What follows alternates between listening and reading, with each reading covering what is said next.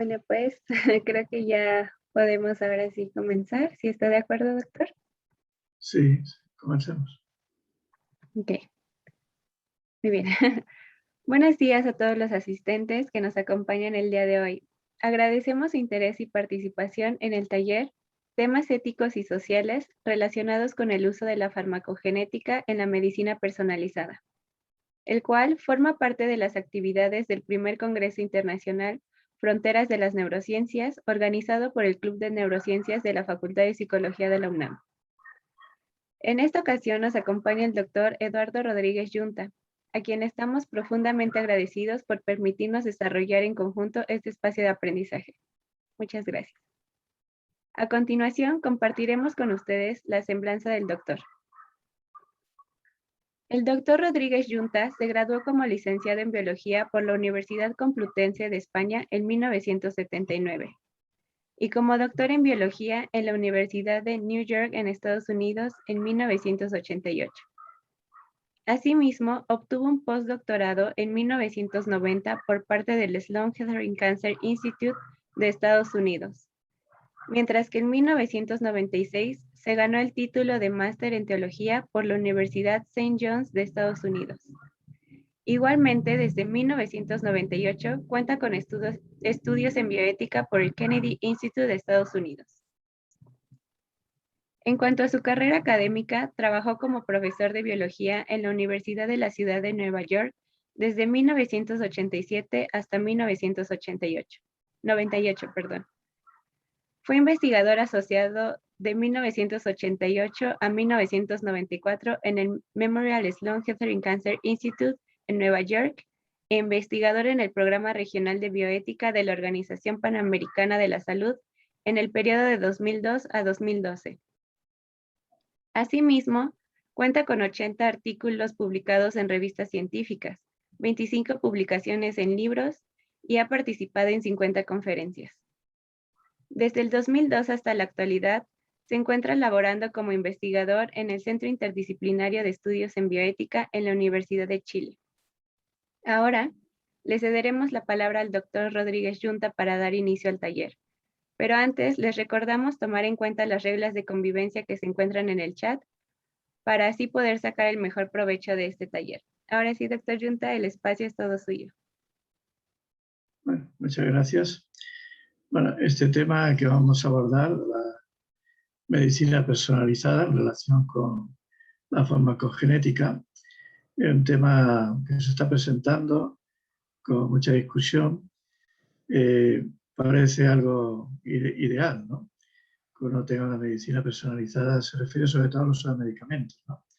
De fármacos, que se sabe que los fármacos tienen un umbral y dentro de un umbral pueden producir daño o pueden no producir ningún efecto o sí producirlo. Entonces, hay una variación que tiene que ver con los genes, en cómo estos fármacos se metabolizan y en cómo entran y en cómo son efectivos o no lo son.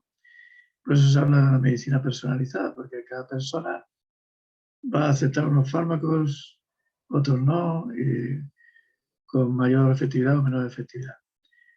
Pero conlleva muchas dificultades en el tema social de aplicación, porque es un cambio de paradigma y porque los recursos no están. Y bueno, ahí iremos viendo los problemas éticos que hay, ¿no? Entonces vamos a compartir una pantalla y vamos a ver algunas de las temáticas que aparecen.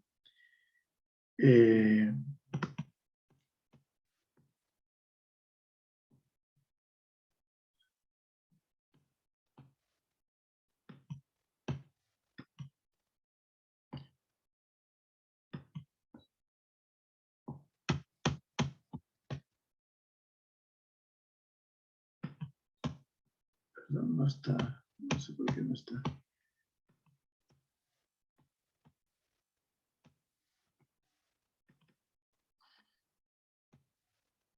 ¿Se ve ahora? No. Sí, ahora tiene que aparecer.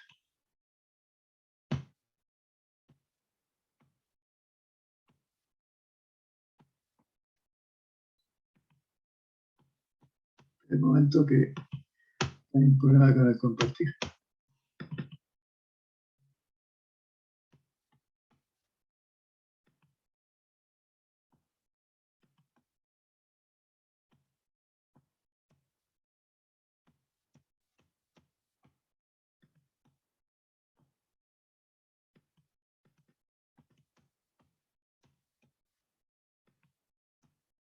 No sé por qué no aparece. Espere.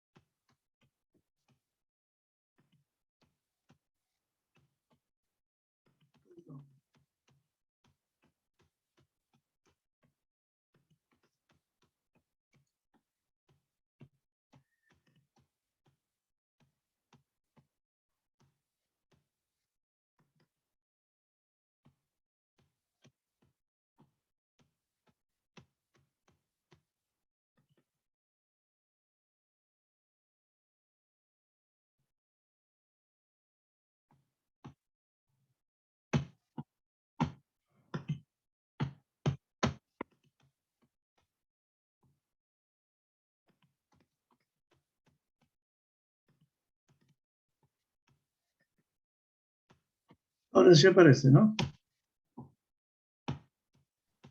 Ya está.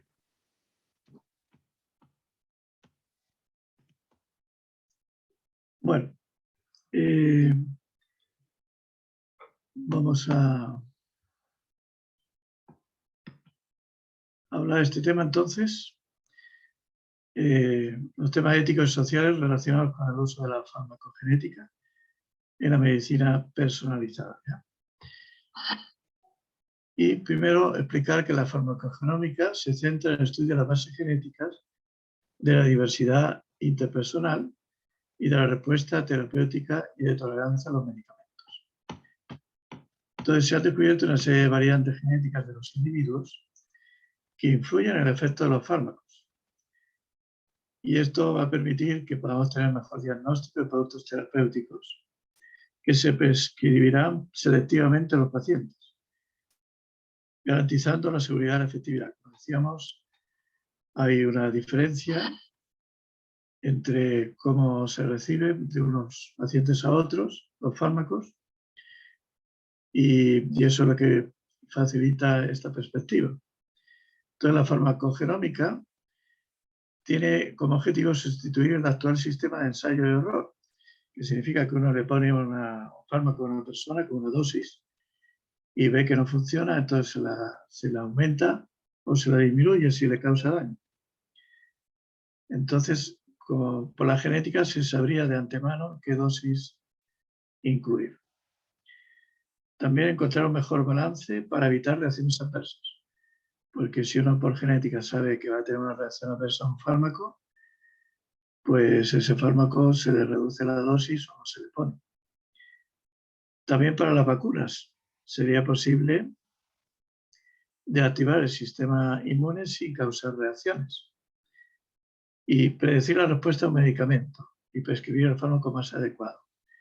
Eso es lo que se está buscando. También un mejor diagnóstico y disminuir el tema del costo de efectividad, que haya un mejor costo y una efectividad mayor.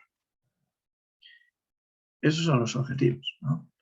No siempre es posible. Entonces, como decíamos, generalmente las personas ante un fármaco tienen una respuesta normal, que es esta curva, ¿no? La mayor parte de las personas están en el medio. Pero hay personas que son resistentes a los fármacos y otros que son muy susceptibles. Los que son resistentes pasa que el fármaco no le hace nada. O tiene que poner uno un fármaco con una dosis muy alta. Y los que son susceptibles, al ponerle el fármaco, reaccionan de una forma adversa. Entonces hay que disminuir la dosis. Entonces, cuando hablamos de medicina personalizada, estamos buscando cuando hablamos de medicina, el centro tiene que ser la persona. Y por lo tanto tiene un componente que es humanístico, porque vamos a darle a la persona lo que esa persona realmente necesita, ¿no? Eso es lo que se busca. Entonces, idealmente, la medicina personalizada es un ideal bonito de alcanzar. Entonces, ¿qué es lo que pasa? Bueno, tenemos los genes y los genes, bueno, tienen una secuencia normal, pero se producen mutaciones. Y hay varios genes que están relacionados con los fármacos, que son proteínas reguladoras, o sea, producen proteínas reguladoras. Las proteínas reguladoras pueden ser que metabolizan los fármacos, con lo cual está relacionado con la cinética del fármaco, es decir, cómo entra en el organismo, cómo está disponible en sangre, si lo gasta o no, ni qué cantidad. También las proteínas reguladoras regulan el transporte del fármaco, para que ese fármaco entre en el órgano adecuado, con lo cual está también relacionado con la cinética. Y después hay otras proteínas que regulan lo que es el objetivo del fármaco, es decir, dónde va a actuar el fármaco, y también hay proteínas que interaccionan fuera del objetivo. Estas influyen en el efecto terapéutico o tóxico, ¿no? Puede producir daño o puede producir un efecto terapéutico. Bueno, decirles que la farmacodinámica ha tenido varios avances a lo largo del tiempo y se estudia, por ejemplo, el metabolismo y se identifican los sujetos que están en riesgo de eventos adversos.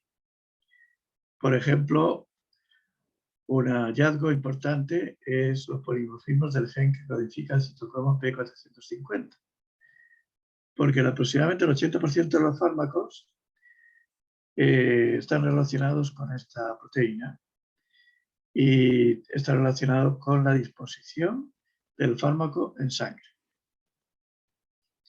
Y por lo tanto es una información muy importante y que 80% de las personas es una información útil.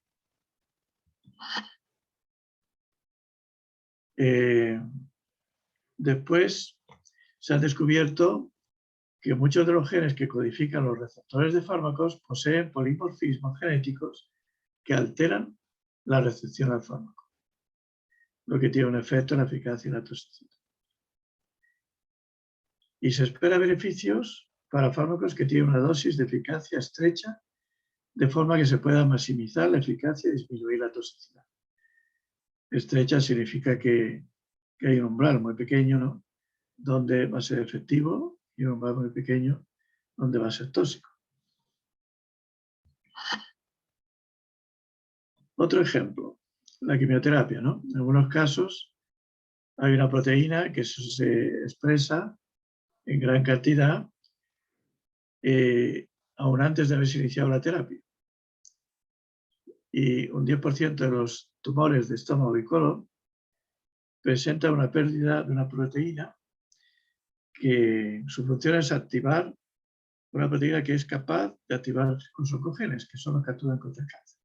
Entonces, estas informaciones son importantes porque si no está presente esta proteína, entonces no va a funcionar el sistema inmune en el ataque al cáncer.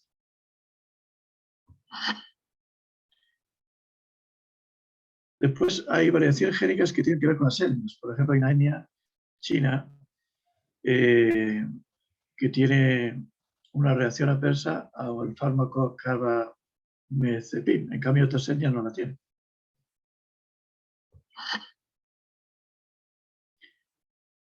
Y la promesa de una medicina personalizada, dice Nothing Control Bioethics, es una institución de Inglaterra que hace informes y se reúnen expertos y toman decisiones, ¿no?, y proponen pautas éticas.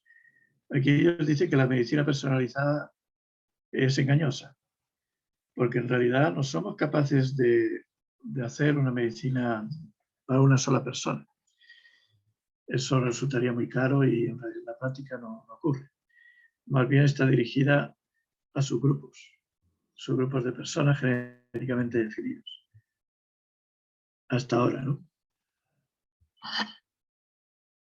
Bueno, vamos a ver algunos de los problemas que hay. Primero está el tema de salud pública. Bueno, la salud pública tiene un presupuesto. Entonces habla de coste-efectividad. ¿Hasta qué punto es efectivo usar pruebas genéticas? Si va a aumentar el costo, no lo va a aumentar, y si se puede imponer en la salud pública de manera que no caiga en los bolsillos de los pacientes, sino del Estado, ¿no? Entonces hay diversos temas que son relevantes para evaluar el coste-efectividad, de manera que no sea tan costoso que no se pueda hacer y que sea realmente efectivo y por lo tanto pueda usarse en salud pública. Entonces aquí hay algunos de los temas que están buscando cuando hablamos de salud pública. Primero, que hay una fuerte asociación entre los polimorfismos genéticos y un efecto clínico relevante. Si no lo hay, entonces no merece la pena porque es muy caro. Después, que las variantes genéticas estén suficientemente presentes como para justificar realizar pruebas. Es decir, aquí están hablando de subgrupos más que de personas. Después, que se determine el genotipo con impacto relevante en la calidad de vida, por ejemplo, la mortalidad o en la disminución del costo del tratamiento. Que en los procedimientos estándar, al evaluarlo con respecto a las pruebas genéticas, realmente se reduzcan los eventos adversos. Que haya sensibilidad, especificidad y costo asociados previamente identificados. Y además, también tener en cuenta que hace falta asesoría genética porque a los pacientes les cuesta entender los conceptos genéticos. Bueno, un tema que después vamos a trabajar así en grupo, el tema de si las pruebas genéticas, cómo hacerlas disponibles. Hay diversas posibilidades.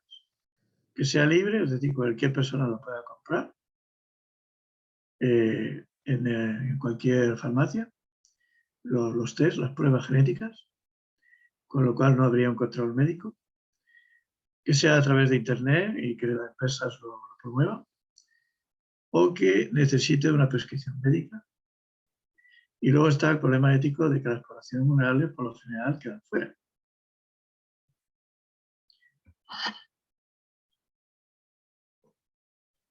Bueno, si uno pone en el mercado las pruebas genéticas y son de forma libre, un primer problema es que la información que se dé puede ser errónea o mal interpretada, porque las personas no siempre entienden el uso de las pruebas para su uso personal.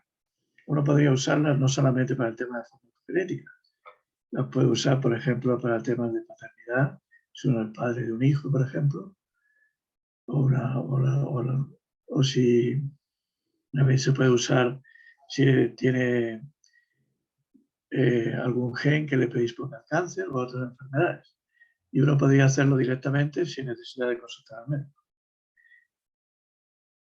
Y después está también el tema del consentimiento informado, porque se podría estar realizando en niños sin consentimiento, o adultos mayores que no entienden, porque los familiares lo harían con ellos. Ese tipo de cosas pasarían. Bueno, algunos de los temas éticos sociales que aparecen en el tema de la estigmatización y la discriminación. Si uno asocia las pruebas genéticas y ciertas enfermedades a ciertos grupos específicos, razas o etnias, puede haber una cierta estigmatización, por ejemplo, y que eso lleve a la discriminación. La estigmatización es señalar, como por ejemplo esta etnia tiene una predisposición al cáncer o tiene una predisposición al Alzheimer.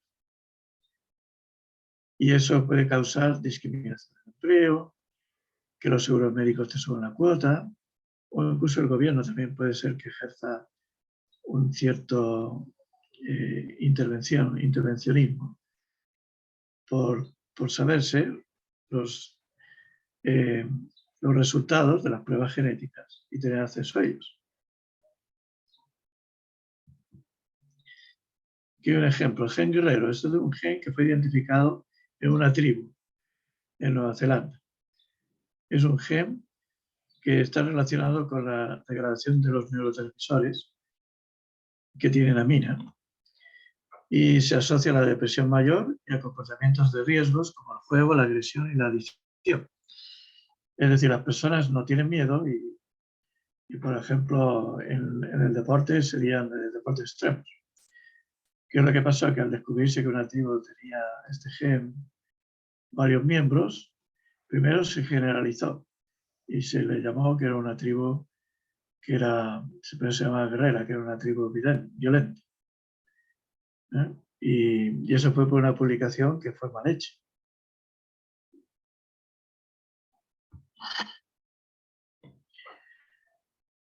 Bueno, entonces vamos a ver ahora también otro tema, es la estratificación de grupos. Se hacen grupos de acuerdo al genotipo que van a ser más susceptibles o menos susceptibles a los fármacos, pero la industria farmacéutica tiende a solamente a financiar lo que son los grupos grandes, no los pequeños. Y las poblaciones pobres, por lo general, quedan fuera. Y esto tiene un efecto en la equidad. A nivel internacional existe un problema de equidad porque resulta muy difícil que los servicios públicos en países en desarrollo cubran tratamientos personalizados. Entonces, en realidad debería hacerse un estudio de todas las razas, todos los grupos, y al final un estudio individual para que fuera equitativo.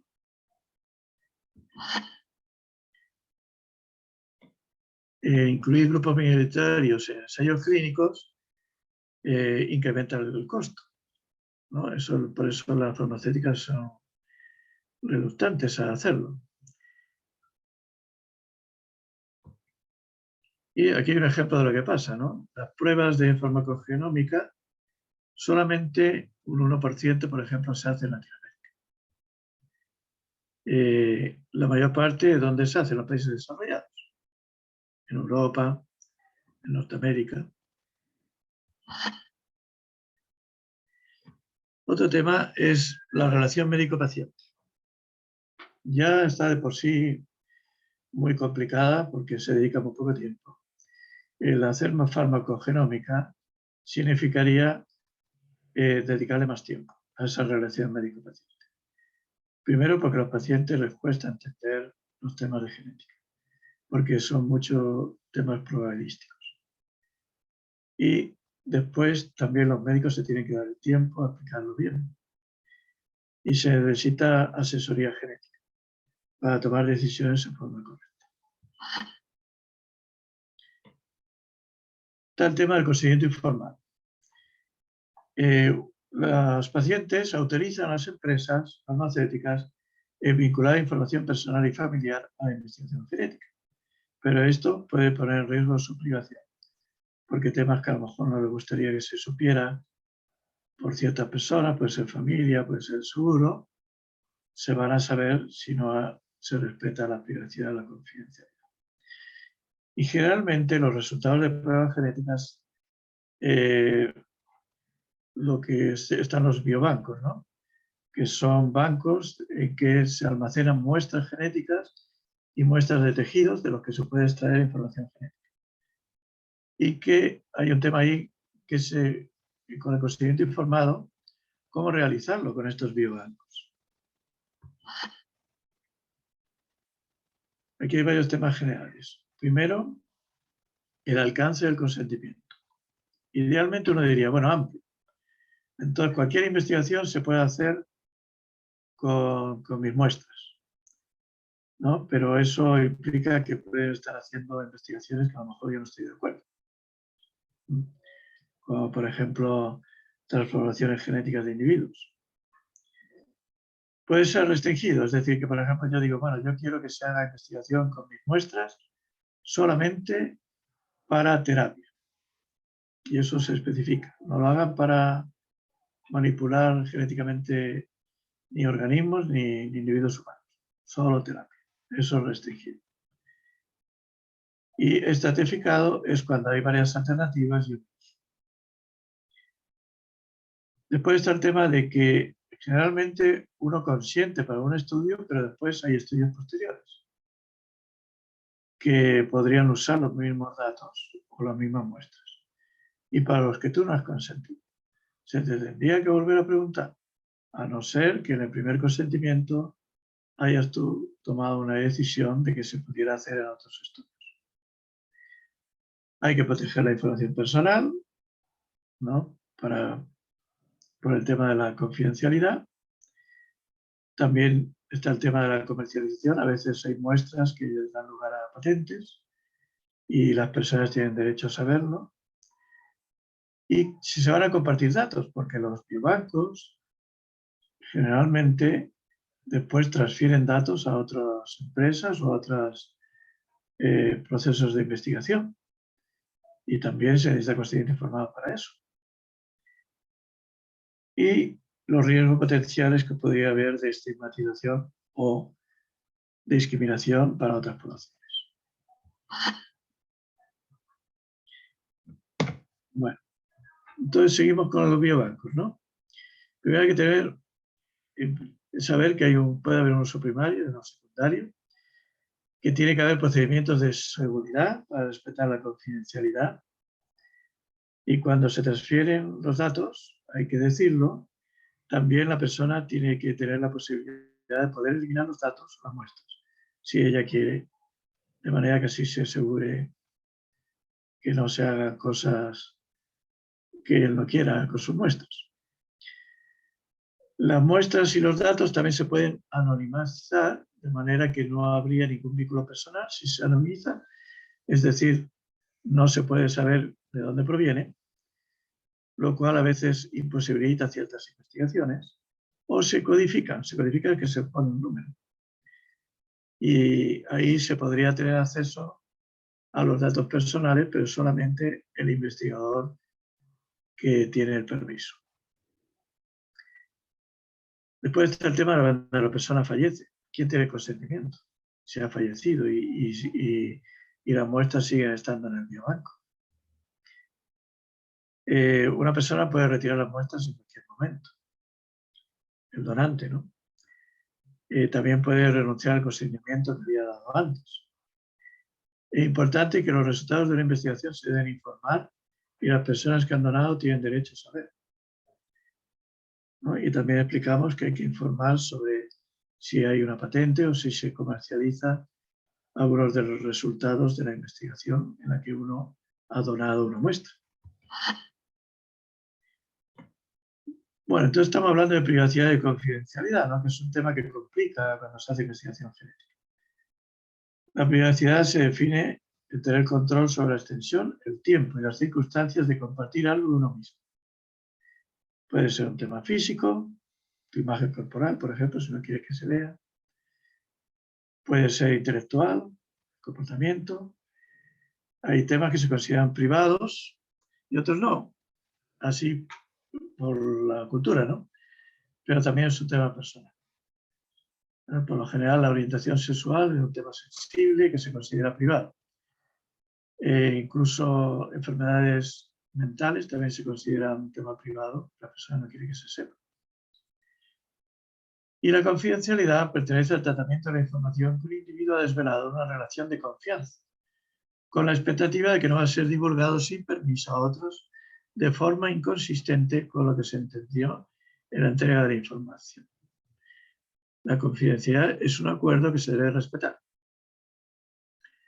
¿no? Y por eso tiene que haber salvaguardas. Si se ha dicho, bueno, yo no quiero que mi familia lo sepa, que mi madre lo sepa o que mi esposo lo sepa, entonces hay que poner salvaguardas para que no pueda tener la información.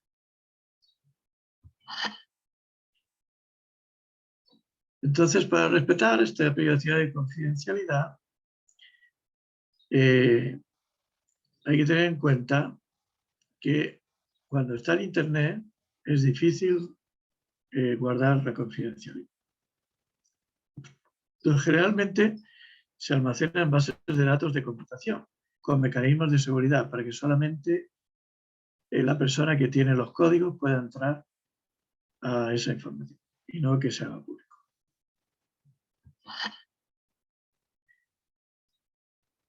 Bueno, cuando hablamos de las etnias, pusimos un ejemplo de una etnia china que tenía eventos adversos con un fármaco, ¿no?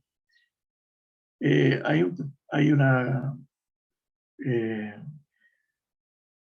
a menudo, ¿no?, se invoca a la raza para estratificar el riesgo genético, asumiendo que las categorías raciales pueden distinguir suficientemente a las poblaciones, pero no siempre es así. Hay un tema que las razas es una definición que cambia con el tiempo, no están tan definidas, hay mucha relación entre las razas también. Entonces, usar criterios de raza y de etnia son complicados. Pero la agencia regulatoria estadounidense, sin embargo, en sus pautas clínicas usa criterios de raza y de etnia para recomendar pruebas genéticas.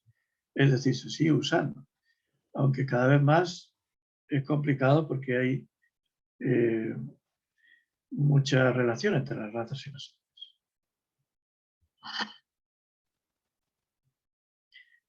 Entonces, aunque las empresas farmacéuticas pueden estar dispuestas a poner en el mercado fármacos específicos para una etnia o un grupo racial que tiene recursos, son reacias para etnias que no tienen recursos.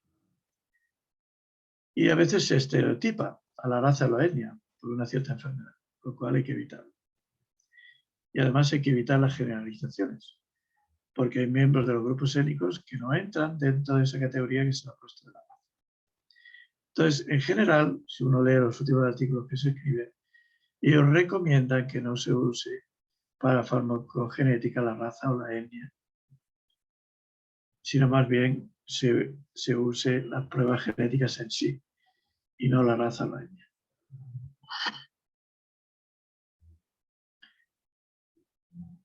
Hay pruebas que son universales de predisposición genética a reacciones adversas y que hacen innecesario los algoritmos basados en la raza, ¿no? Hay algunos ejemplos que se han descubierto y que, bien definidas, son más específicas que la raza o la etnia y son simplemente algoritmos genéticos. Bueno, y después el otro tema son los ensayos clínicos.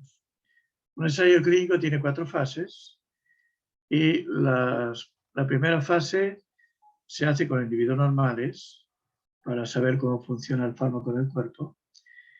La segunda y la tercera, la segunda, sobre todo, ¿no?, es condiciones ideales. Y ahí están hablando de usar farmacogenética en la segunda fase porque son condiciones ideales. Después la tercera ya se abre en condiciones como sería en la práctica común. Y la cuarta sería la vigilancia, una vez que el fármaco ya está aprobado y que se hace, igual se toman datos, por ejemplo, de eventos adversos o de efectividad de los fármacos. Ahora, si usamos la farmacogenética, lo que está proponiendo es que se use la fase 2, que es los ideales. Disminuye el costo porque se incluiría solamente una población que no va a presentar eventos adversos.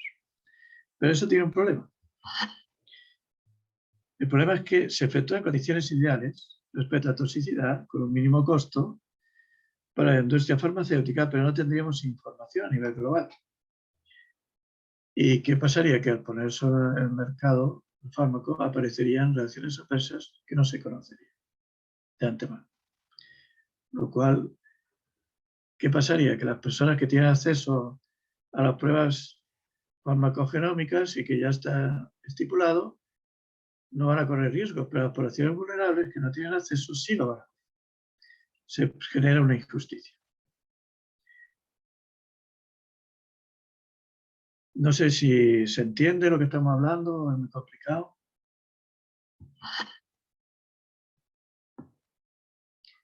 Bueno, después pasaremos a las preguntas, ¿no?, si algo no se ha entendido. Ahora, en Latinoamérica tenemos varios problemas. En primer lugar, que existen pocos laboratorios clínicos que puedan realizar las pruebas genéticas de forma rápida y con costo efectivo, y generalmente con muchas poblaciones vulnerables que no tienen acceso. También faltan profesionales con formación suficiente. Los sistemas de seguro médico y cuidado de salud, por lo general, no pueden subvencionar las pruebas genéticas de manera que fueran públicas. Y también se carece de información sobre genes de relevancia farmacogenética en Latinoamérica en general. Hay poca información. Y los gobiernos tampoco lo están apoyando. Bueno, primero vamos a hacer unas preguntas y luego vamos a leer un caso para que lo compartamos y lo discutamos. ¿Tienen alguna pregunta? Ahí abre el micrófono.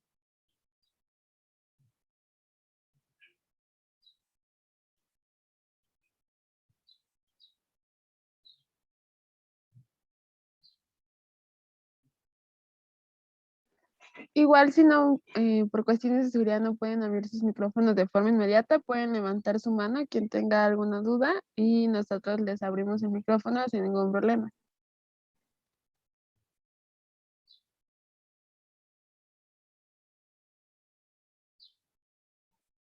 Si no, doctor, por mientras en los que nuestros asistentes se animan, no sé si me permita hacerle una pregunta.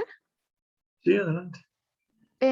Justo pensando en estas categorías que nos hablaba de las características que debemos contemplar para que se aplique cierto medicamento o cierta prueba, hablaba mucho usted de las características de razas, ¿no? ¿Qué pasa cuando hay como esta combinación, hijos de padres de diferentes etnias? ¿Hay alguna que prevalezca o que predomine y entonces a partir de eso se toman las decisiones? ¿Cuáles serían los pasos a elegir en ese tipo de casos? Claro, bueno, es que ya hemos estado hablando que es complicado hacerlo la farmacogenética con los datos de razas y de etnias, aunque hasta ahora las agencias reguladoras hablan con ese lenguaje, ¿no? Pero en la práctica hay las razas están mezclando cada vez más en todos los países por las migraciones, ¿no? Entonces, hacer una clasificación por raza no se recomienda esto, porque va a producir mucha información errónea. Más bien hay que hacer los estudios farmacogenéticos directamente en las personas y sin una especificación de raza o de etnia, porque a lo mejor vamos a pensar que va a actuar de una manera determinada porque es de una raza y luego no es así. Habría que hacer el análisis genético igual, entonces mejor no hacerlo con referencia a la raza o la etnia. Ah, ok, entonces hay otros parámetros antes que se deben de contemplar, ¿no? Claro, bueno, pero los parámetros te los da el análisis genético. Como hay ciertos genes que ya están estudiados, que tienen relación con el metabolismo, tienen relación con el blanco, ¿no? A donde va dirigido el fármaco. Entonces, esos son los genes que se estudian con una prueba genética. Perfecto, doctor. Muchísimas gracias por la respuesta. No sé si alguno de nuestros asistentes tenga Irene, alguna tiene ahí duda. una pregunta. Ah, claro, claro.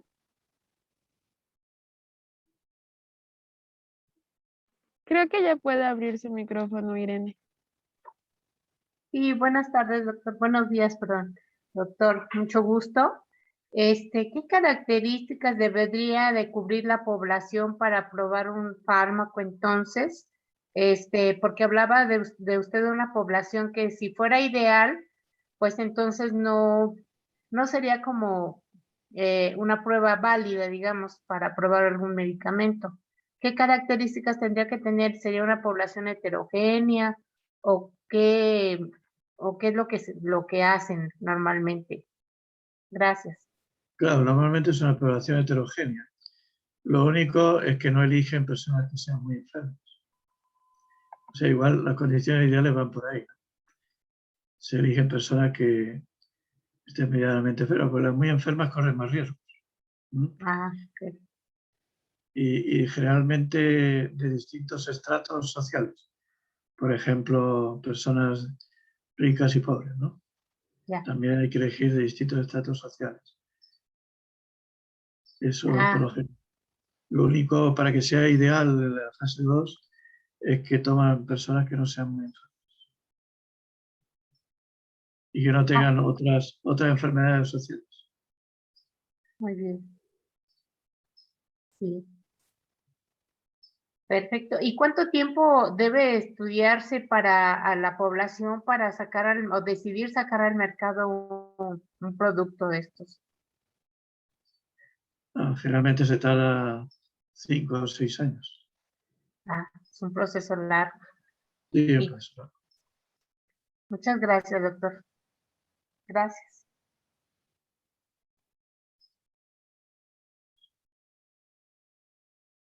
Muchas gracias, Irene, por tu pregunta. No sé si alguno otro de nuestros asistentes tenga alguna duda.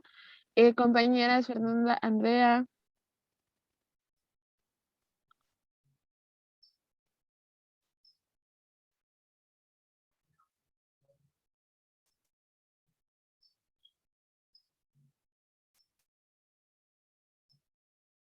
bueno, a lo mejor surgen más preguntas. Vamos a hacer un caso. Al parecer aquí, discúlpeme, doctor, al parecer Araceli tiene una duda. Ya le habilité su micrófono. Ya, Araceli, sí. Ajá. Buenos días, doctor. Mire, yo tengo una hija con epilepsia y le hicieron una prueba de genética para saber qué tipo de proteína podría ser lo que se le afectaba. Pero mi hija sigue convulsionando y realmente no sé si el tipo de medicamento no esté activando esa parte del cerebro, ¿verdad? Entonces, mi pregunta es si tiene que, pues no sé, cambiar medicamento o ir viendo qué es lo que pues vaya surgiendo, no sé. Bueno, yo no soy especialista en epilepsia, pero Ajá. pasa a veces que los fármacos activan más el problema a veces, si no le dan la receta adecuada. Entonces tiene que hablarlo con su médico, decirle lo que está pasando. Creo, Pero bueno, ajá. a veces es mejor reducir la dosis o simplemente buscar otro fármaco distinto. Otro fármaco. Ok, muchas gracias, doctor.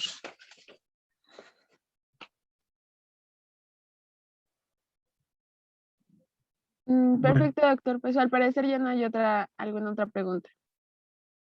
Ya, vamos a ver ahora.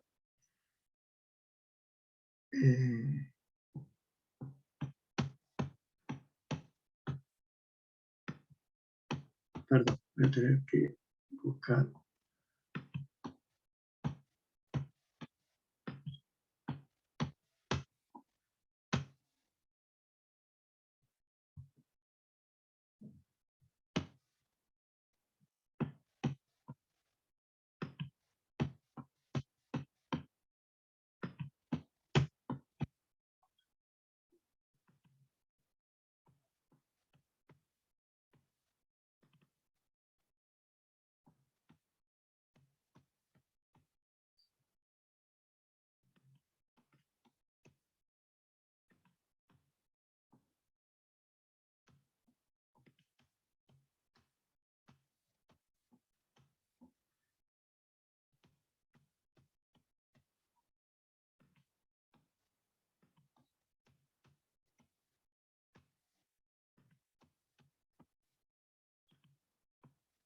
Ahí está.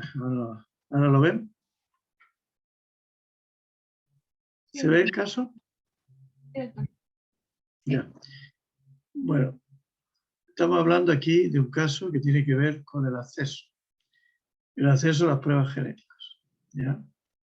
Entonces, tengo una empresa que se llama Veritas, que es una empresa de diagnóstico especializada en pruebas de susceptibilidad genética para adultos para una serie de condiciones complejas hereditarias. Su principal negocio consiste en pruebas para mutaciones asociadas con fibrosis cística, enfermedad hereditaria del riñón, cánceres de pecho, ovarios y colon. Y tiene un sofisticado laboratorio de genética con un buen personal capaz de procesar rápidamente cientos de muestras para ser analizadas en secuencias de ADN automatizados. Veritas considera que su metodología es un estándar de oro y con esa finalidad implementa las últimas tecnologías de pruebas genéticas disponibles. Además, mantiene buenas relaciones con varios laboratorios de investigación de universidades de prestigio con quienes regularmente verifica sus métodos. Hasta la fecha, los principales clientes de Veritas han consistido en hospitales, médicos y aseguradoras privadas que piden pruebas genéticas de pacientes. La empresa se ha hecho conocer por proporcionar servicios rápidos, precisos y confidenciales a un precio competitivo. Recientemente, el Comité de Directores de Veritas ha decidido expandir el mercado existente y comenzar a ofrecer servicios comerciales de pruebas genéticas directamente al consumidor, a través del sitio web o de la empresa. Como oficial comparativo de ética, se le pide trabajar con el vicepresidente a cargo de la nueva división de acceso directo al consumidor para garantizar que los servicios son proporcionados en forma ética. Para el vicepresidente, el único tema ético es la privacidad del consumidor. Y dado que Veritas tiene ya normas de privacidad establecidas para relacionarse con médicos, hospitales y empresas aseguradores, no cree que se necesitan muchos cambios para este servicio. Sin embargo, usted ve la situación de forma más compleja y se encuentra con que debe convencer al vicepresidente que se aborden las siguientes cuestiones éticas. 1. ¿Debería Veritas proporcionar asesoría genética? ¿Y cómo podría evitarse un sesgo? Porque aquí depende de quién hace la asesoría. Estamos hablando de una empresa comercial, lo que quieres vender. O si no, debería contratarse un programa de asesoría genética público o privado. ¿Y quién debería pagar? Segundo, ¿debiera Veritas tener una normativa ética formal que específicamente abordara temas relacionados con el mercado directo de pruebas genéticas a consumidores? ¿Y debería estar disponible online? ¿Qué problemas podría encontrarse al no mediar un profesional de la salud? Tercero, ¿en qué son diferentes los temas de información privada para consumidores cuando se compara con médicos o hospitales? Ejemplo, ¿podría incorporarse en el sitio web información relativa a consumidores potenciales? ¿La información recolectada se usaría solamente para mejorar el servicio al consumidor? ¿O también podría venderse a terceros? ¿Quién sería el propietario del material genético usado para pruebas? ¿El consumidor o Veritas? ¿Podría venderse el material para investigación? Quinto, ¿cómo debiera relacionarse? O cuarto, ¿cómo debería relacionarse Veritas con las instituciones nacionales de salud? ¿Como contratante de servicios o como competidor? Y sexto, ¿debiera Veritas aceptar muestras enviadas por empleadores para pruebas genéticas de potenciales trabajadores? Bueno, en todo esto son un montón de preguntas, ¿no? Vamos a ir poco a poco. El tema de la asesoría genética. ¿Ya? Esto se trata de una empresa, ¿no? Entonces, una empresa comercial. Y esto es una realidad, ¿no? Hay empresas comerciales hoy día genéticas en todo el mundo, hasta los países de desarrollo también. Y venden sus productos y la gente compra y hace sus propias pruebas. Las pruebas genéticas te pueden servir tanto para farmacogenómica como para decidir temas de paternidad, si tú eres padre o no de alguien, porque no se sabe, ¿no? Puede haber varios potenciales padres. Puede servir para decirte si tienes susceptibilidad a ciertas enfermedades, saberlo tú y nadie más. Pero también puede ser que si no hay confidencialidad, toda esta información se sepa por terceros. Y estos son empresas comerciales. Entonces, y está el tema de la asesoría genética. Tú, por ejemplo, te predicen que vas a tener cáncer de mama. ¿Qué haces? Y te lo dice una empresa, no te lo ha dicho el médico. ¿Qué problemas encuentran ustedes con eso? Así para que compartamos un poco.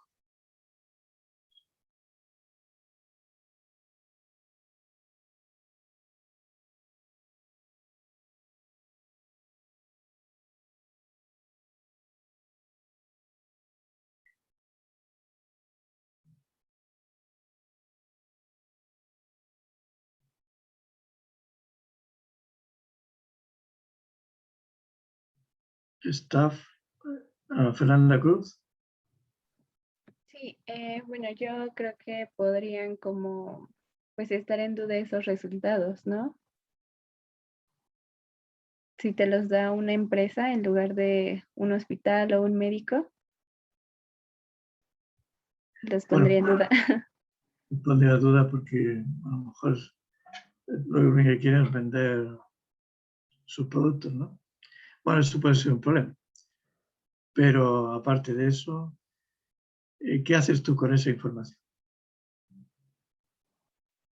Tú dices que va a tener cáncer de mama. Pues ¿Te sí, quita la mama? ¿Eh? ¿Cómo? pues sí, ¿no? Ir como a lo mejor una segunda opinión y ver como qué me sugieren y esa podría ser como una opción, ¿no? Operarme, la Operarte, claro, operación. pero es súper drástico eso, operarte. Y, o sea, es complicado, ¿no? Eso tiene que ser una cosa bien dialogada y bien clara y para estar dispuesto a hacer algo así, ¿no? Aparte de que las pruebas genéticas tienen distinto grado de probabilidad. Entonces, si es un 25%, es lo mismo que es un 80% o un 50%. ¿Entiendes? Entonces, no es una decisión que uno pueda tomar tan a la ligera y tan fácil. Ah, voy a tener cáncer de mama. Porque me han hecho la prueba de que soy positivo. Pero una prueba que tiene una estadística del 25%, entonces, ¿no? No es tan sencillo el tema. Y tiende a complicarse, pero la gente lo tiende a magnificar, ¿no? A ver quién más que tiene su opinión. Sí, claro, doctor. Mire, aquí tenemos dos participaciones de María de los Ángeles e Irene. Les voy a dar la palabra en la forma en la que levantaron la mano. María de los Ángeles, me parece que ya puedes abrir tu micrófono. Hola, sí, claro. Buenos días. Sí, bueno, justamente quería yo comentar esa situación de que, pues en la actualidad ya hay mucha información, ¿no? Inclusive a veces uno nada más googlea. Bueno, yo he escuchado y hasta a veces también yo lo he hecho. Googlea uno, ¿no? Pues puedo decir algo muy simple, ¿no? Que no podría ser tan simple, un dolor de cabeza. ¿Por qué me duele la cabeza? Entonces, ya con la información que uno tiene, que recaba, pues le salen a uno un montón de situaciones del por qué duele la cabeza. Entonces yo creo que es como que sí, siempre sí haría falta una guía de un médico o de algún especialista para saber exactamente el por qué, porque sí puede desencadenar en muchas situaciones. Pero hay otra duda que me surge. Bueno, si ya se sabe qué susceptibilidad de cierto sujeto tiene a ciertas enfermedades, ¿existe algún medicamento o algo desarrollado genéticamente para aumentar la resistencia a esas enfermedades? Claro, y que depende de la enfermedad, ¿no? Pero ahora cada vez están buscando formas también asociadas a la genética para prevenir y con el sistema inmunológico para potenciarlo. Entonces, tú puedes potenciar tu sistema inmunológico para que no se desarrolle el cáncer sin necesidad de usar un medicamento, ¿no? Y a veces cuando es un gen muy específico que tiene una mutación, en el futuro se va a poder eliminar ese gen. Eso es lo que están buscando. Eliminar genes específicos que producen mutaciones. Hay genes que son la mutación en sí y otros que producen mutaciones y que generan cáncer. Entonces la genética da mucha información sobre enfermedades que pueden tener soluciones en el futuro que se puedan hacer de forma personal para que esa persona pueda enfrentar, incluso prevenir el cáncer. Pero está todo eso en fase de investigación y desarrollo. No hay una como algo mágico que tú tomas esa medicina y te va a funcionar. Entonces, no necesariamente tiene que ser un medicamento en la actualidad. No, en la actualidad están buscando otros métodos que no sean medicamentos también, pero los medicamentos, bueno, tienen este problema. Hay algunos que son resistentes y no les sirven. Okay. Y otros que son demasiado susceptibles también. Entonces, y en el caso del cáncer, en realidad no existe un medicamento. Lo que hacen es destruir las células, que son cancerígenas. Pero eso no es un medicamento, es derechamente matarlas. Sí. Con un fármaco, ¿no? Gracias.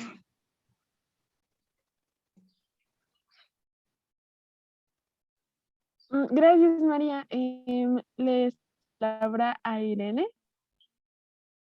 Sí, bueno, en primera, pues a mí me surge así como que es un tema de conflictos de interés, el que una persona brinde asesoría y que dé unos resultados a una persona, el impacto que puede causar en dar ese resultado de que pues que tengo un 80% de probabilidades, por ejemplo, para que yo tenga cáncer y que, bueno, es una probabilidad, pero como bien decía, se están buscando ahorita otras formas para poder genéticamente como que mi probabilidad pues a lo mejor se anule o se reduzca, ¿no?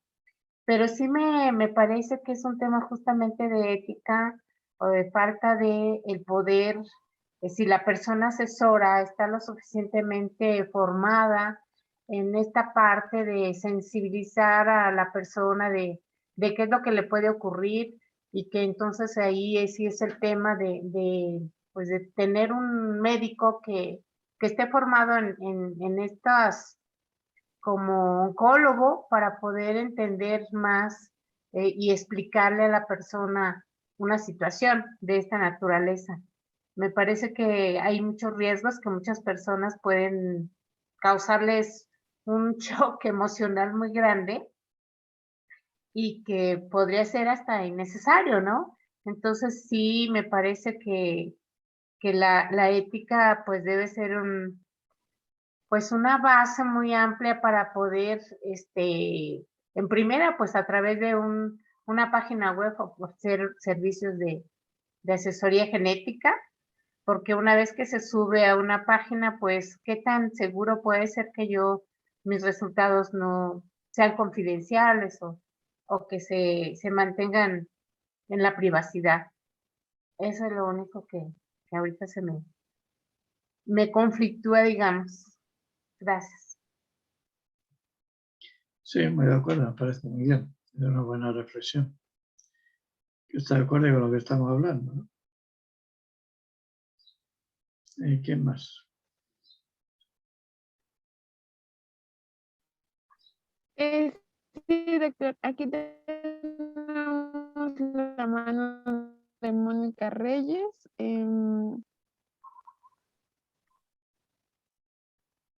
Hola, buenos días. Buenos días. Buenos días, doctor Eduardo. Pues mire, no sé si sea más como una participación, me surgen dudas también, hablando de temas éticos y bueno, a lo mejor específicamente tratando el tema de gente con cáncer. Yo creo que realmente sí hay avances, que sí se ha a ver, permítame, estaba tratando de poner mi cámara, pero bueno, que sí la medicina ha tenido pues muchos buenos resultados con respecto, a lo mejor enfocándonos al tema del cáncer, pero bueno, hay muchas enfermedades, muchos padecimientos. Entonces, ahora el tema que tenemos hoy es la ética, pero yo siento que realmente se han tenido buenos resultados y sin embargo a las farmacéuticas no les conviene a lo mejor tratar al 100 que un paciente pudiera regenerarse tan rápido. Esa es como la opinión que yo he tenido, digo, porque pues, no estoy en el área médica, pero siento que sí se han ocultado algunas cosas con respecto a esto, porque, pues bueno, vamos, al final de cuentas creo que conviene más tener a pacientes dándoles pastillitas caras que rehabilitarlos pues de rápido. ¿Qué me puede decir con respecto a esto, doctor? Claro, bueno, pero eso claramente es un abuso, ¿no? Esa forma de pensar y no pensar en las personas, ¿no? Por eso hay un problema en la relación entre lo privado y lo público. Lo privado pues muchas veces hace falta para que invertir, ¿no? Y que surjan nuevas formas terapéuticas, porque tienen la plata, ¿no? Y los recursos. Pero a la hora de ejercer la medicina,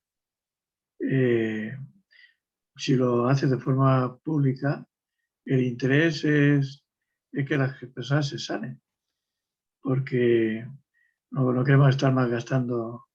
Son recursos que se tienen que usar sí o sí, y que los usa el Estado, entonces son gastos de ellos, no de la gente. Entonces, no entraría ahí ese dilema, porque el mismo Estado es el que estaría primero interesado en sanar a las personas, para que no hubiera gasto. Eso es lo que debería pasar, ¿no? Mecanismos que impidan que ocurra eso y que los gastos se disminuyan, no sé, que se aumenten innecesariamente. Tenemos un problema hoy día de que se requieren numerosas pruebas de todo tipo, para que se añaden la farmacogenética también. Entonces, un gasto tan tremendo en salud Sí. que claro, se dificulta mucho el sanar a las personas porque es muy costoso. Y si encima lo que se quiere es que las personas gasten, es un sistema que está viciado, ¿no? Pero si es lo público lo que pone las reglas, no debería pasar eso. Sí, concuerdo con eso, doctor. Agradezco mucho.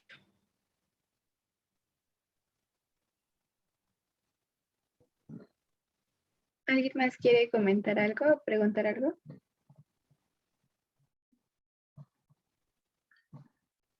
Bueno, si no, continuamos, doctor. Sí, continuamos con la segunda pregunta, que tiene que ver con la relación entre lo público y lo privado. ¿Ya? Si las empresas privadas son competidoras en este tema con lo público, al poner en el mercado las pruebas genéricas, ¿está bien eso? ¿O deberían de estar al servicio o relacionadas de alguna manera con lo público?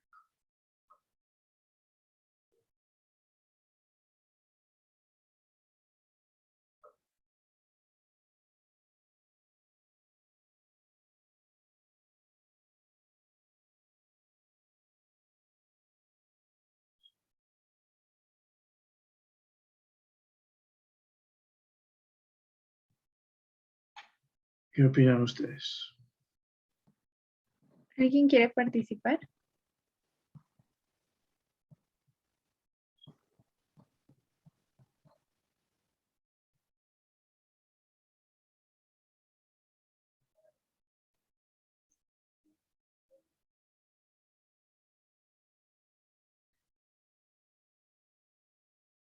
O sea, la pregunta tiene que ver con la relación entre lo público y lo privado en el mercado de las pruebas genéticas, ¿no?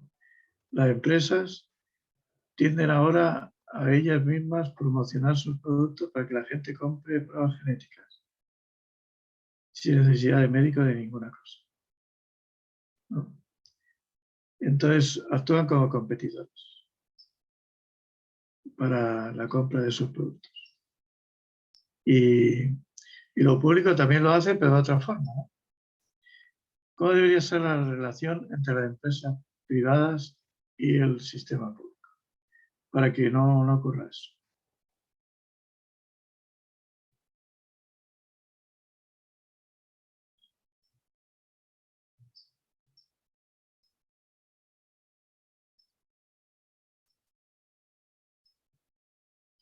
Mónica tiene la palabra.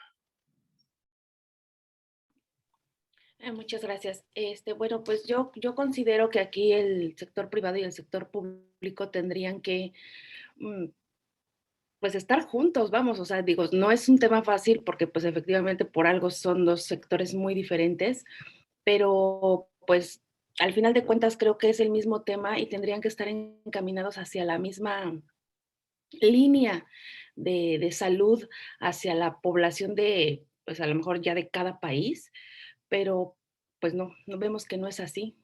Cada quien busca sus intereses personales y pues aquí si ya encontraron el avance de esto, híjole, pues entonces yo ya le estoy buscando más el avance en otra cosa para poder competir. Y tal pareciera que es una guerra de egos, de competencias, en vez de que se hermanaran para poder salir sobre lo mismo. Esa es mi opinión. Andrea. Sí, justamente también comparto mucho la opinión de Mónica. Yo siento que evidentemente pues el sector salud y el sector privado pues deberían unirse, lo cual pues no es fácil porque pues sí hay una gran distinción. Claro, o sea, económicamente hablando, pues hay mucha distinción, pues como mucho poder en eso, entonces pues evidentemente lo propio sería que se unieran para que pues a fin de cuentas el objetivo es aquí la salud, pero pues sí considero que este desbalance, pues, esta diferencia que hay entre lo público y lo privado, pues sí, justamente les hace como cegarse ante los intereses, bueno, o sea, los intereses hacen cegarse y pues evidentemente pues gana lo que vaya a dejar más. Entonces, pues igual es mi opinión.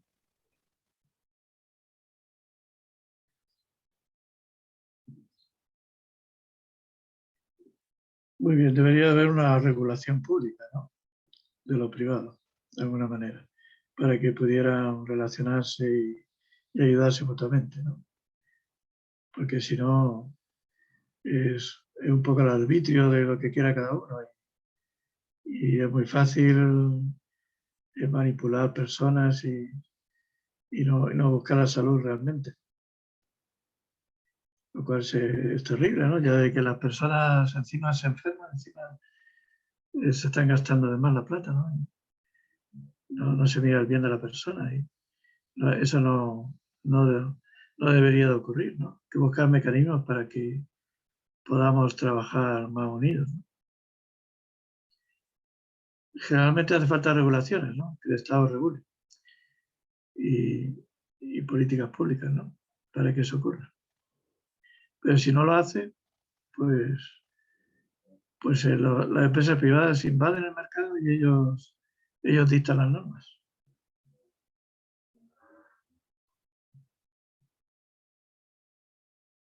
¿Alguno más quiere opinar sobre eso?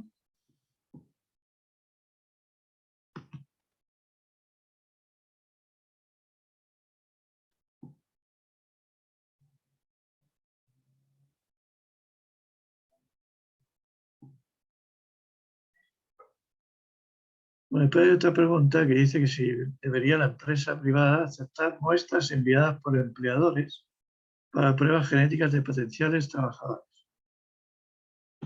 ¿Qué problema habría ahí?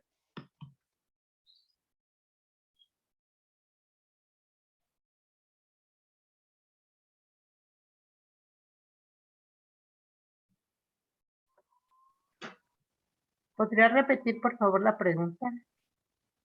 Si la empresa Veritas, que hemos llamado, ¿no? Una empresa que es de pruebas genéticas, estaría bien éticamente que aceptara que, por ejemplo, otra empresa le entregara las pruebas de trabajadores, por ejemplo, una muestra de sangre, se lo entrega a Veritas y hace un análisis genético de esas pruebas y se lo entrega al empleado, no a los trabajadores, sino al empleado. ¿Está bien eso?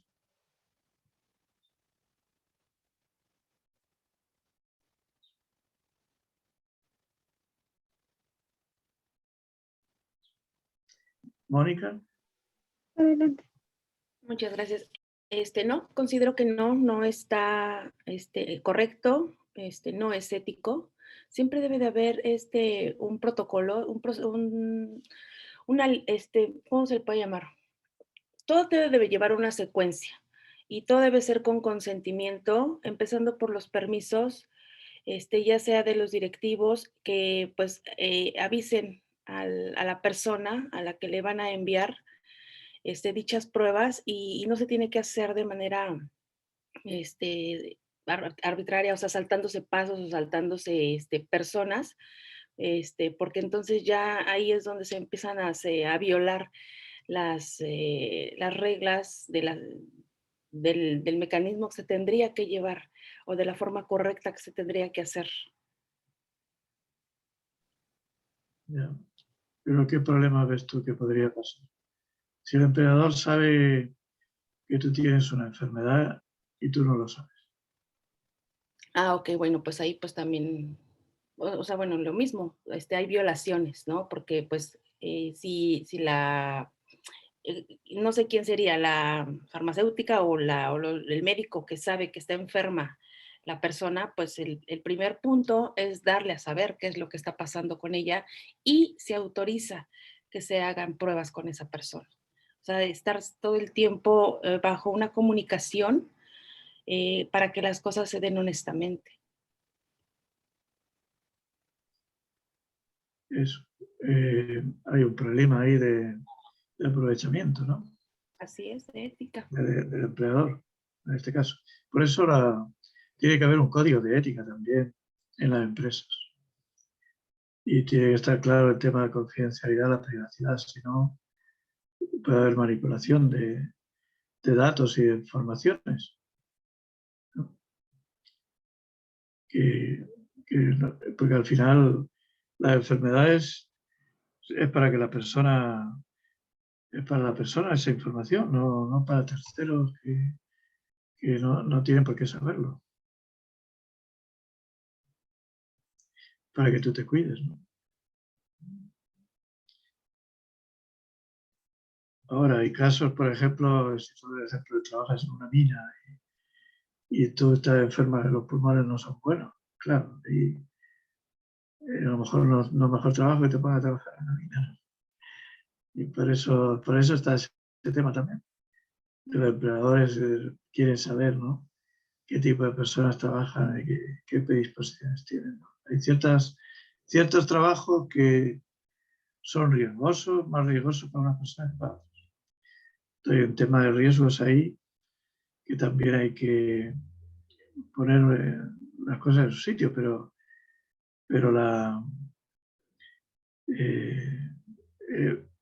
tiene que haber un acuerdo entre la persona y el trabajador y el empleador, ¿no? Y no que se tomen las decisiones solo por un lado.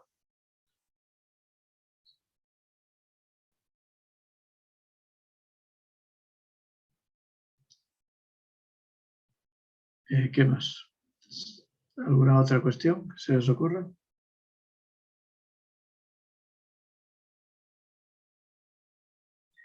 Andrea.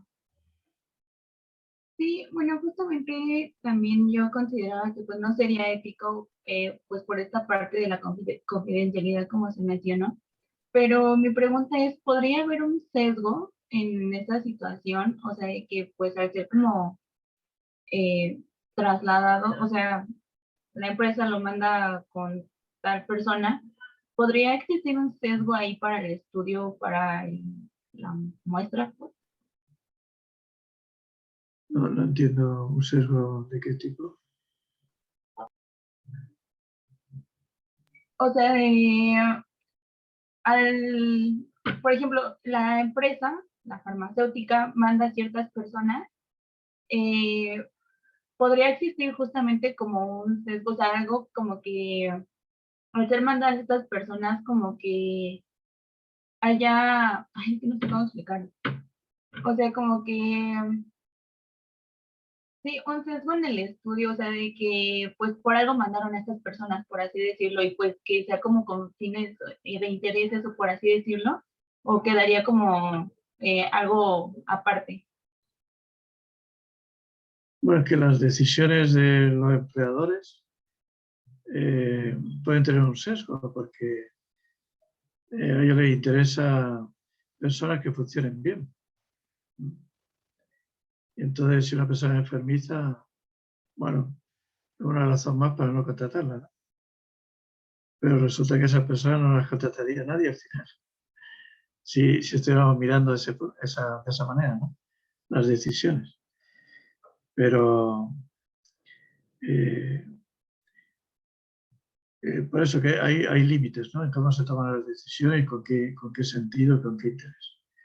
Y cuando hay un conflicto de interés, hay que tratar de que no te influya, ¿no? Por lo que se busca es el bien, tanto de uno, de la persona, como de la empresa. Pero también teniendo en cuenta que hay que tolerar ciertas dificultades que tienen las personas y aceptarlas, porque son personas y necesitan trabajar, ¿no? Entonces, también ahí tienen que intervenir las leyes públicas. Por ejemplo, hay leyes públicas que obligan a las empresas a tener personas discapacitadas.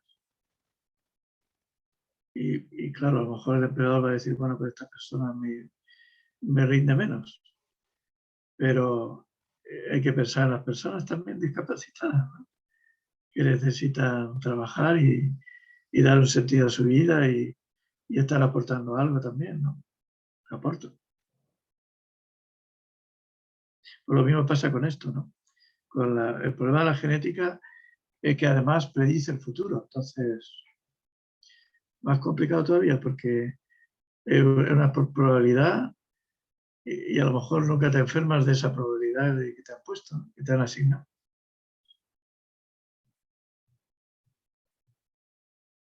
Ok, muchas gracias. Seguiría Mónica Reyes. ¿Ya, Mónica? Muchas gracias. Retomando el tema, bueno, en lo que estábamos con la idea anterior con respecto a las políticas de una, pues sí, de una empresa que hablaba, que qué tan ético era el saber, a lo mejor las enfermedades que puede pasar algún trabajador y el hablarlas o callarlas, pues ahí qué es lo que pasa. Me gustaría dar como mi punto de vista con respecto a mi trabajo. Yo soy sobrecargo, trabajo para Aeroméxico y pues bueno, está considerado como un trabajo de alto riesgo pues por todos los rayos ultravioleta, los rayos X, pasamos los filtros arcos de seguridad en todos los aeropuertos. Pues somos personas propensas a muchas enfermedades en un largo plazo. Los hombres pues llegan a padecer infartos, las mujeres padecer de la tiroides. Entonces, bueno, es bien sabido todo este tipo de enfermedades están escritas, están estipuladas en la Ley Federal del Trabajo porque estamos en un apartado distinto. Y pues bueno, aún y cuando esté estipulado, muchas veces las empresas van haciendo desapego a estas leyes. Tal pareciera que pasa el tiempo y se van olvidando que es un trabajo de alto riesgo. Y bueno, tratando aquí el tema de los padecimientos y la ética pues, con las empresas, como fue su último punto que habló, bueno, el penúltimo, pues es triste porque aún y cuando está estipulado que se maneja cierto riesgo físico y emocional también, vamos cayendo cada vez más en la barbarie y se va olvidando esto y van borrando artículos con tal de pues no pagar o de no hacer o de pues tú no vales tanto, ¿no? O sea, pues, si te pagaba 100 pesos, ahora se me ocurre que te tengo que pagar 50 y con la pandemia, ¿qué crees? Te pago 30. Entonces aquí todo esto pues habla de temas éticos, ¿no? Que las empresas apoyadas con la medicina de aviación saben cuál es el deber ser con los empleados y no lo hacen. Era lo que quería comentar con respecto a lo que usted platicaba antes. Es triste. Sí, es un buen ejemplo de lo que pasa en la realidad. Muy bien. Bueno, no sé si hay alguna otra tema que quieran hablar o que les interese relacionado con el tema.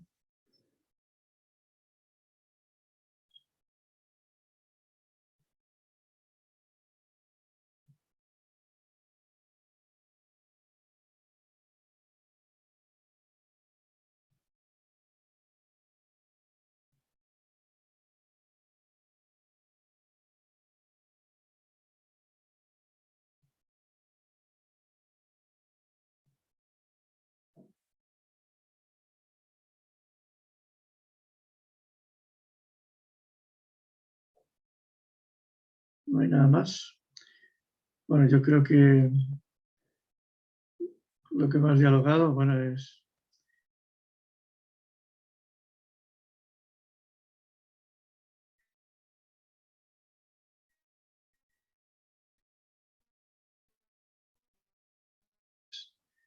por mi parte, ¿no?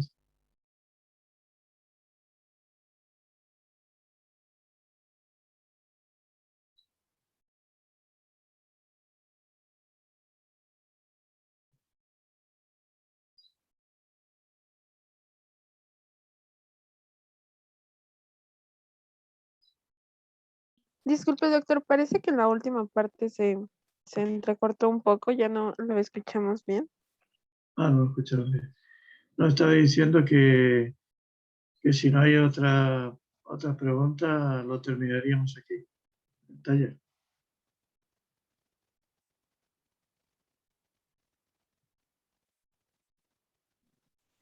Bueno, pues muchas gracias, doctor. Ya nos estamos acercando al final. Y pues queremos reiterar el agradecimiento a los participantes por su asistencia, así como a usted, doctor. Le extendemos una gran felicitación por la impartición del taller Temas éticos y sociales relacionados con el uso de la farmacogenética en la medicina personalizada, porque en verdad consideramos que fue muy interesante, significativo y de gran ayuda para adquirir y ampliar nuestros conocimientos. Y bueno, esperamos que algún día podamos volver a contar con su participación. Como muestra de agradecimiento, le entregamos la siguiente constancia virtual emitida por parte del comité organizador, también por el Club de Neurociencias y el Sistema de Universidad Abierta SUA de la Facultad de Psicología de la UNAM. Le enviamos aplausos virtuales e invitamos al público a hacer lo mismo.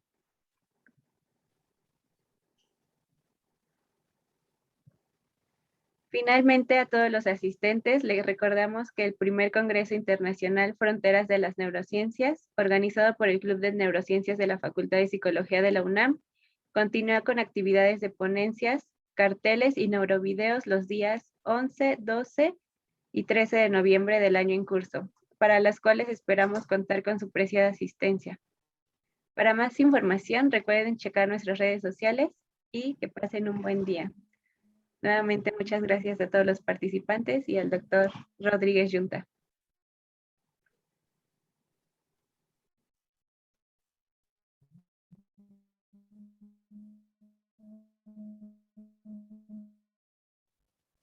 Muchas gracias. Muchas gracias a todos, que tengan excelente día. Igualmente, que estén bien.